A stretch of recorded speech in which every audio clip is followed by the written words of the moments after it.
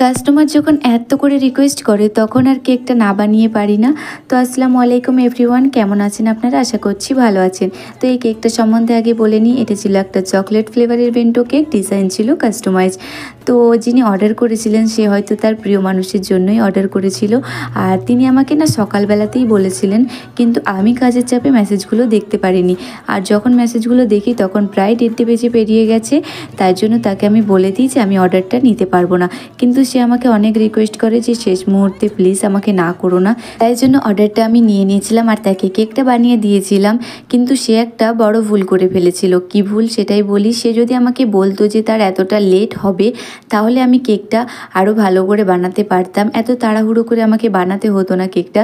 যাই হোক, কাস্টমারের তো ভীষণই পছন্দ হয়েছে কেকের টেস্ট এবং কেকের ডিজাইন।